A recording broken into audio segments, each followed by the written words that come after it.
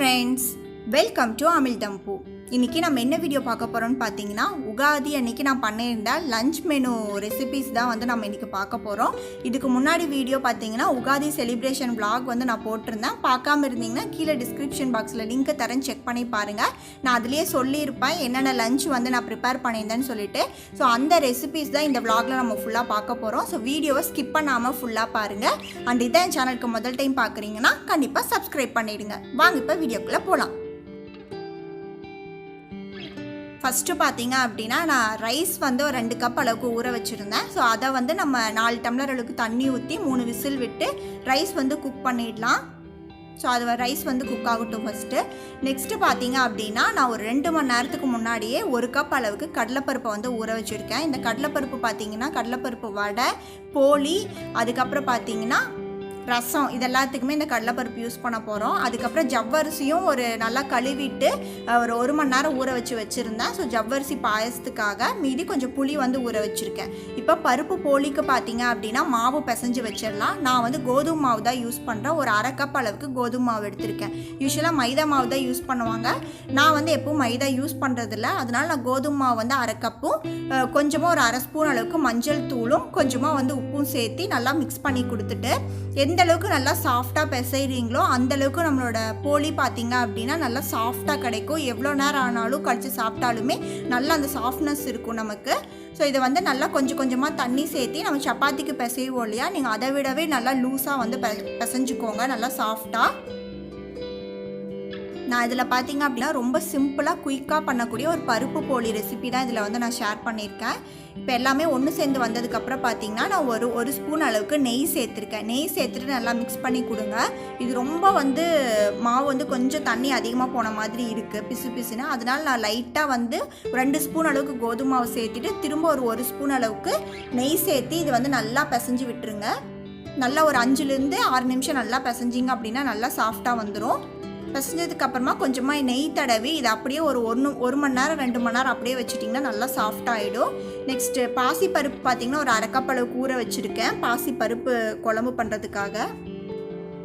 இப்போ நம்ம தேவையான வெங்காயம், பூண்டு, பச்சை மிளகா அதெல்லாமே வந்து கட் பண்ணி எடுத்துடலாம். பார்த்திங்கன்னா நான் எல்லாத்தையுமே வந்து கட் பண்ணிட்டேன். தேவையான மாங்காய் சாப்பாடுக்கு, அதுக்கப்புறம் உருளைக்கிழங்கு பொடி மாசுக்கு, பருப்புக்குன்னு சொல்லி வடை எல்லாத்துக்குமே வந்து கட் பண்ணியாச்சு.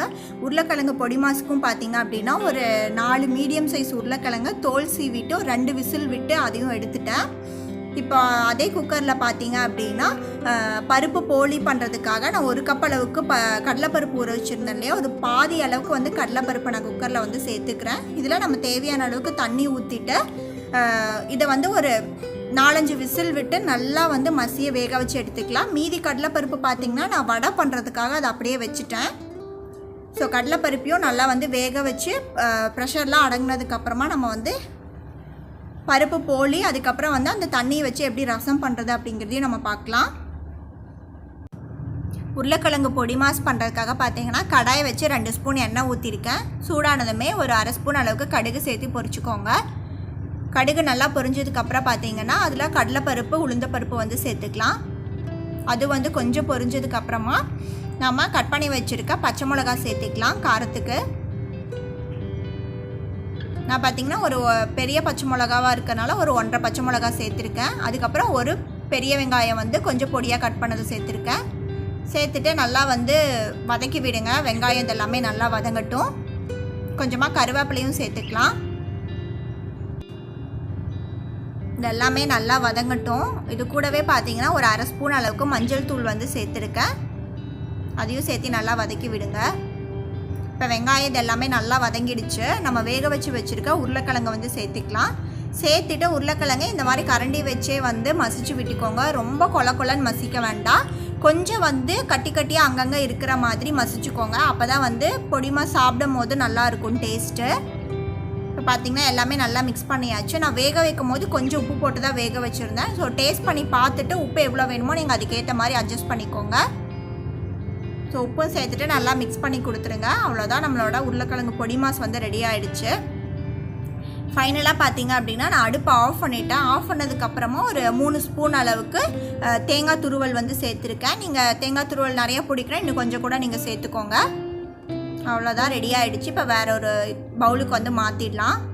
இப்போ கடலைப்பருப்பு நம்ம வேக வச்சது பாருங்கள், நல்லா மசிய வெந்துடுச்சு. இப்போ பருப்பும் தண்ணியும் வந்து தனித்தனியாக நம்ம எடுத்து வச்சிடலாம். இப்போ அதே குக்கரில் பார்த்தீங்க அப்படின்னா பாசி பருப்பு ஊற வச்சுருந்தோம் இல்லையா, ஸோ அதையும் நல்லா வாஷ் பண்ணிவிட்டு பாசி பருப்பு வந்து நான் சேர்த்துருக்கேன். ஸோ அதையும் வேக வச்சு எடுத்துக்கலாம். அதுக்கு பார்த்திங்கன்னா 2 பெரிய சைஸ் தக்காளி போட்டிருக்கேன். நான் பருப்பு அதுக்கப்புறம் வந்து ரசத்துக்கும் சேர்த்து தக்காளி போடுறதுனால தக்காளி கொஞ்சம் 2 தக்காளி இதுலேயே நான் போட்டுட்டேன். ஸோ 4 பல் பூண்டு அதை ஒரு 2 விசில் விட்டு எடுத்துக்கிட்டோன்னா நல்லா பாசிப்பருப்பு வந்து வெந்துடும். இப்போ மாங்காய் சாதம் பண்ணுறதுக்கு பார்த்திங்க அப்படின்னா கடாய் வச்சு ஒரு 3 ஸ்பூன் அளவுக்கு எண்ணெய் சேர்த்துருக்கேன். கடுகு, அதுக்கப்புறம் ஒரு அரை ஸ்பூன் அளவுக்கு ஜீரகம் சேர்த்துக்கோங்க. அதுக்கப்புறம் உளுந்தப்பருப்பு, கடலைப்பருப்பு, வேர்க்கடலை இருக்குல்லையே, நான் வறுத்த வேர்க்கடலை தான் சேர்த்துருக்கேன். ஸோ ஒரு கையளவுக்கு வறுத்த வேர்க்கடலை எனக்கு நிறையா பிடிக்குங்கிறதுனால நான் நிறையா வேர்க்கடலை வந்து சேர்த்துருக்கேன்.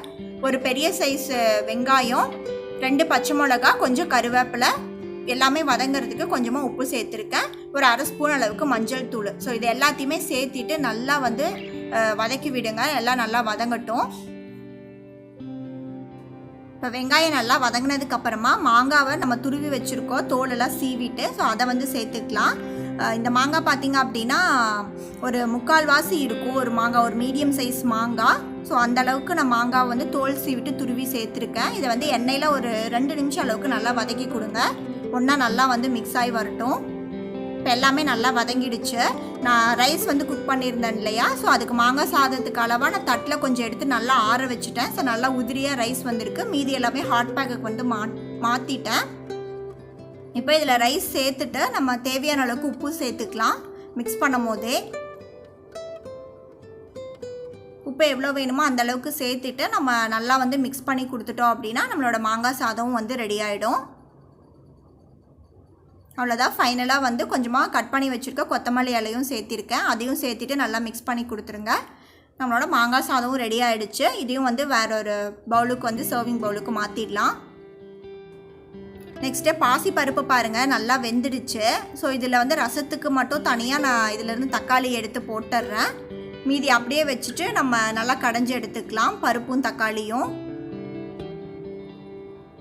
ஸோ 2 தக்காளி போட்டோம் இல்லையா, நான் அதில் வந்து ஒரு தக்காளி அளவுக்கு பார்த்திங்கன்னா ரசத்துக்கு எடுத்துட்டேன். ஒரு 1.5 தக்காளி அளவுக்கு ரசத்துக்கு எடுத்துட்டேன். மீதி கொஞ்சமாக தான் பருப்பு பண்ணுறதுனால அதை அப்படியே மிக்ஸ் பண்ணி விட்டுட்டேன் நான் பருப்பு கூட.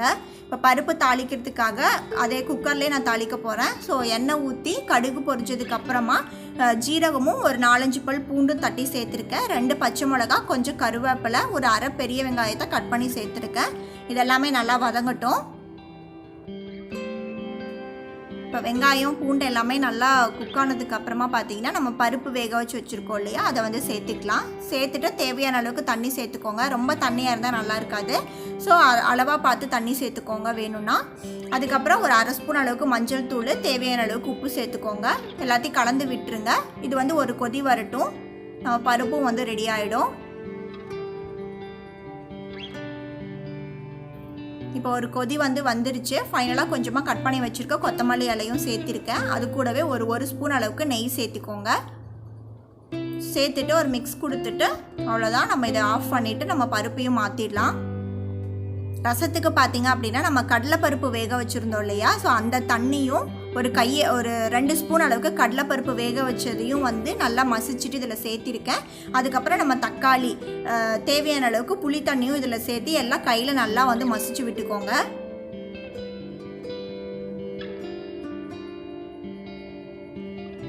எல்லாத்தையுமே சேர்த்துட்டு மிக்ஸ் பண்ணி கொடுத்துடலாம்.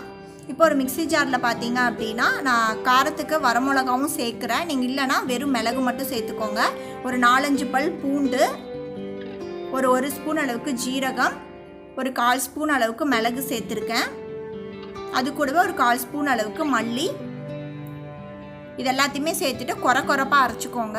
ஸோ நீங்கள் எவ்வளோ ரசம் வைக்கிறீங்களோ அதுக்கேற்ற மாதிரி இதெல்லாமே போட்டுக்கோங்க. பூண்டு, ஜீரகம், மிளகு அதெல்லாமே நான் கொஞ்சமாக தான் ரசம் வைக்க போகிறேன். ஸோ கொஞ்சமாக அதை சேர்த்திட்டு நம்ம ரசத்துக்கு எவ்வளோ தண்ணி வேணுமோ அந்த தண்ணி இந்த இதுலேயே சேர்த்திக்கலாம். ஒரு அரை ஸ்பூன் அளவுக்கு மஞ்சள் தூளும் சேர்த்திருக்கேன். சேர்த்துட்டு எல்லாம் மிக்ஸ் பண்ணி கொடுங்க.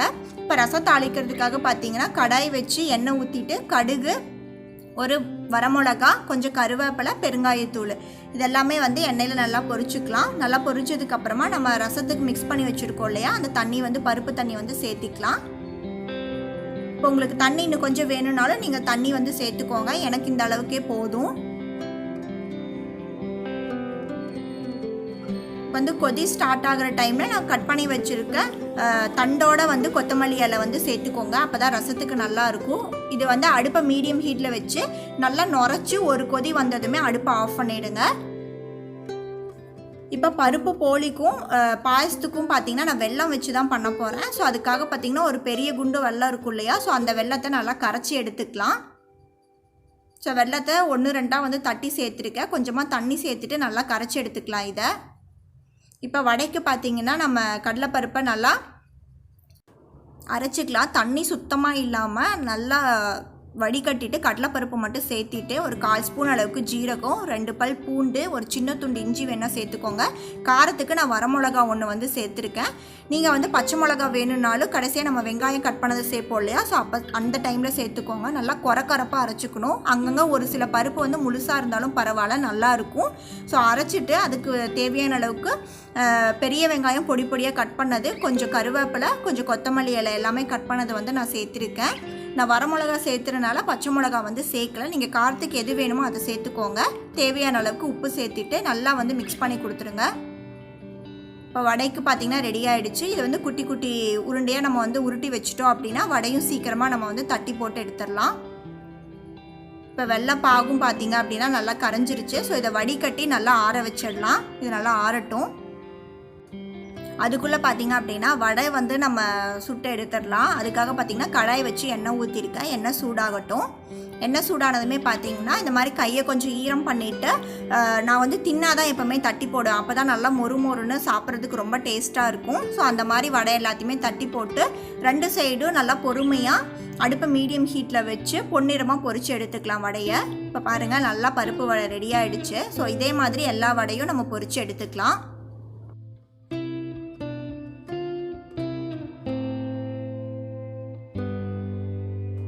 இப்போ வடை எல்லாமே சுட்டாச்சு. நான் அதுலேயே வந்து அப்பளமும் போட்டு பொரித்து எடுத்துக்க போகிறேன்.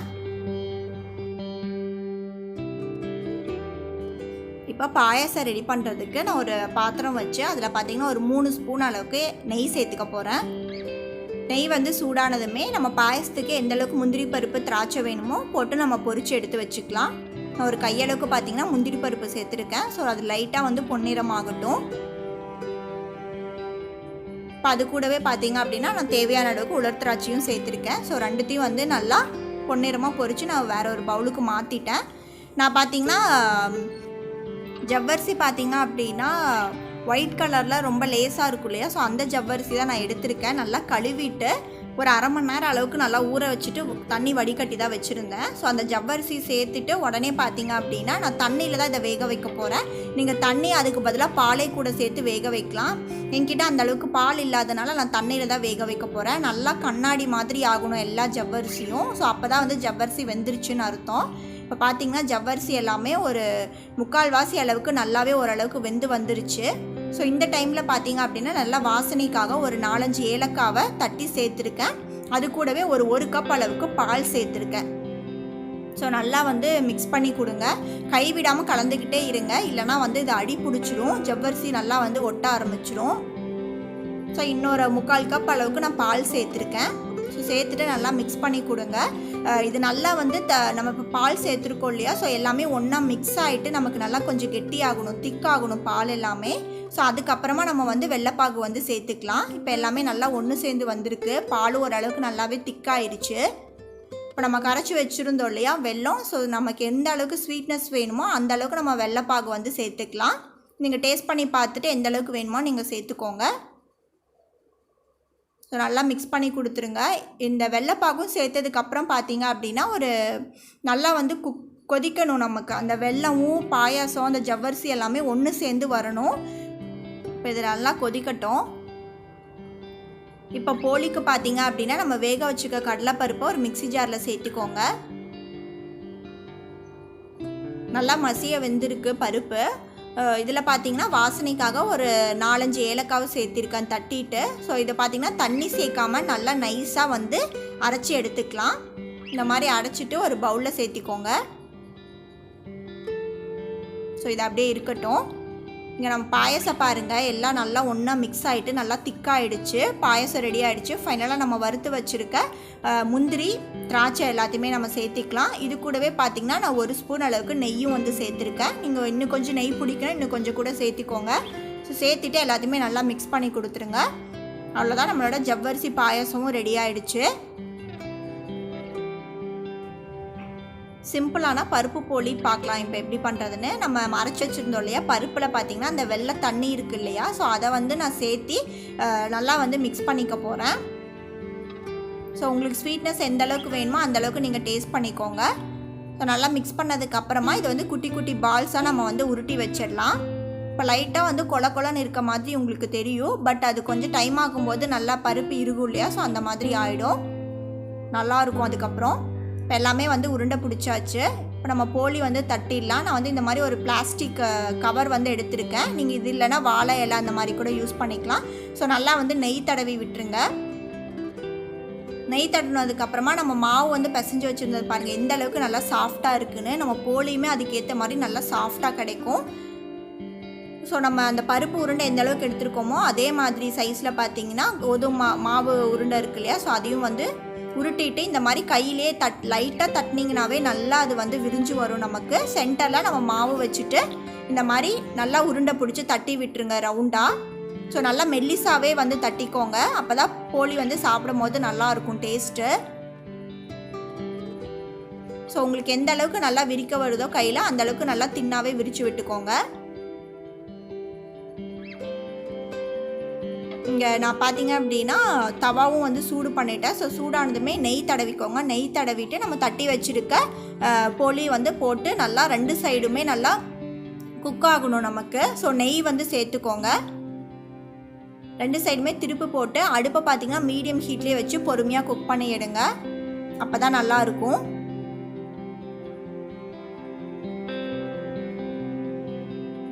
இந்த பருப்பு கூட பார்த்திங்கன்னா தேங்காயும் வேணால் சேர்த்துக்கலாம். நான் பார்த்திங்க அப்படின்னா பருப்பையும் வெள்ளை தண்ணியும் அப்படியே சேர்த்து மிக்ஸ் பண்ணிட்டேன். நீங்கள் உங்களுக்கு டைம் இருந்துச்சு அப்படின்னா அடுப்பில் வச்சு கூட 2த்தையும் வச்சு குக் பண்ணி அந்த மாதிரியும் செய்வாங்க. நான் வந்து சிம்பிளாக இருக்கணும் அப்படிங்கிறதுக்காக 2த்தையும் உடனே இன்ஸ்டண்ட்டாக அப்படியே மிக்ஸ் பண்ணிவிட்டு நான் போலி வந்து ரெடி பண்ணிட்டேன். ஸோ இது 2 சைடும் நல்லா குக் ஆகிடுச்சு பாருங்கள். இப்போ நெய் தடவி இதை வந்து நம்ம அப்படியே வச்சிடலாம். இப்போ அடுத்த போலியும் அதே மாதிரி நம்ம எல்லா போலியுமே ரெடி பண்ணி எடுத்துடலாம். அவ்வளோதான், நம்மளோட லஞ்ச் மெனு எல்லாமே ரெடி பண்ணியாச்சு. ஒயிட் ரைஸு, அதுக்கப்புறம் மாங்காய் சாதம்,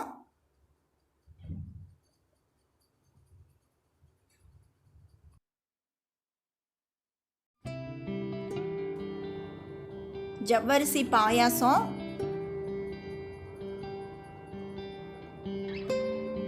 பாசிப்பருப்பு,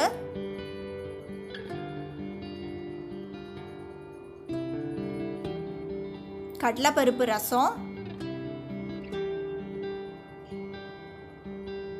உருளைக்கிழங்கு பொடி மாஸ், அப்பளம், பருப்பு வடை, பருப்பு போலி, பருப்பு உருண்டை. ஸோ இதெல்லாம் தான் உகாதி அன்னைக்கு நான் பண்ணியிருந்த ஃபுல் லஞ்ச் ரெசிபீஸு. இது எல்லாத்தையுமே பார்த்தீங்கன்னா நம்ம இப்போ பிளேட்டில் வந்து சர்வ் பண்ணிடலாம். பிளேட்டில் ஃபஸ்ட்டு பார்த்தீங்கன்னா நம்ம உகாதிக்கு பண்ண பச்சடி இருக்கு இல்லையா, ஸோ அதை வச்சு தான் நான் ஸ்டார்ட் பண்ணேன். மீதி எல்லாமே லஞ்சுக்கு பண்ணால் நம்ம ரெசிபீஸ் எல்லாமே வந்து வச்சு சர்வ் பண்ணிடலாம். ஸோ இந்த ரெசிபீஸ் எல்லாமே கண்டிப்பாக நீங்கள் ட்ரை பண்ணி பாருங்கள். ட்ரை பண்ணி பார்த்துட்டு எப்படி வந்துச்சுன்னு சொல்லிட்டு கீழே கமெண்ட் பண்ணுங்கள். உங்களுக்கு இந்த வீடியோ பிடிச்சிருக்குன்னு நினைக்கிறேன். பிடிச்சிருந்தா லைக் பண்ணுங்கள், ஷேர் பண்ணுங்கள். இதில் உங்களோட ஃபேவரட்டான டிஷ் எது அப்படின்னு சொல்லிட்டு கீழே வந்து கமெண்ட்டில் சொல்லுங்கள். அண்ட் என் சேனலுக்கு யாராவது சப்ஸ்கிரைப் பண்ணாமல் பார்த்துட்டு இருந்தீங்கன்னா கண்டிப்பாக சப்ஸ்கிரைப் பண்ணிவிடுங்க. தேங்க்ஸ் ஃபார் வாட்சிங்.